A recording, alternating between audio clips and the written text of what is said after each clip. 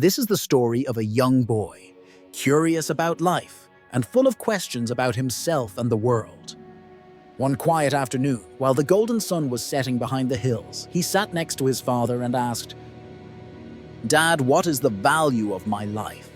How do I know how much I'm really worth?" His father, an old carpenter with rough hands and kind eyes, didn't answer right away. Instead, he went into the house and came back with a shiny, smooth, mysterious-looking stone. Placing it in the boy's hand, he said, "Son, today I won't answer with words.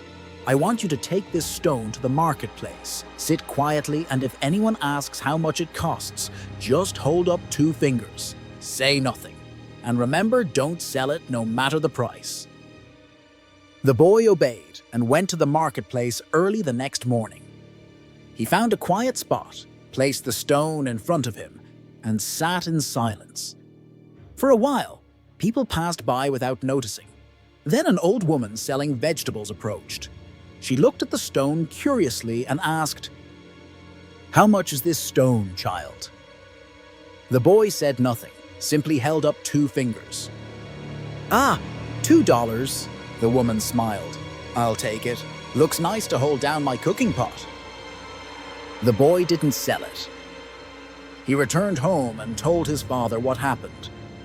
The father nodded calmly and said, "Now, take the stone to the jewelry shop in town." The next day, the boy entered a small jewelry store. The jeweler spotted the stone and immediately walked over to examine it. "How much for this beautiful piece?" he asked. The boy once again held up 2 fingers. $100? The jeweler's eyes widened. "That's a fair price. I'll buy it now." Shocked, the boy didn't sell it and once again returned home. His father simply smiled and said, "More place? Go now to the gem market where people buy and sell rare stone." The boy went to the gem market, a place filled with silence, elegance, and people who valued the rare and beautiful. He sat quietly again, displaying the same stone.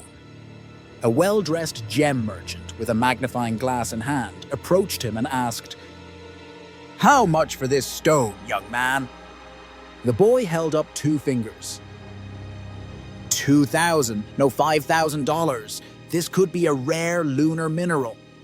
The boy's heart raced. He returned home in disbelief. The father listened quietly and then said, "You have one final stop. Take the stone to the grand museum in the city." The museum stood tall and majestic. When the manager laid eyes on the stone, he was stunned. "Where did you get this?" he whispered. "This is an extremely rare mineral, maybe the last of its kind." "How much do you want for it?" The boy held up 2 fingers once more. $2 million. I'll buy it immediately. In truth, it's worth far more than that, but I must have it." The boy returned home with eyes full of wonder and a heart full of realization. Standing before his father, he asked softly, "Dad, why did everyone offer such different prices for the same stone?"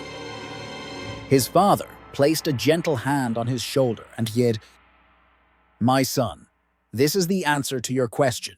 You asked me the value of life. Just like this stone, your value is not fixed.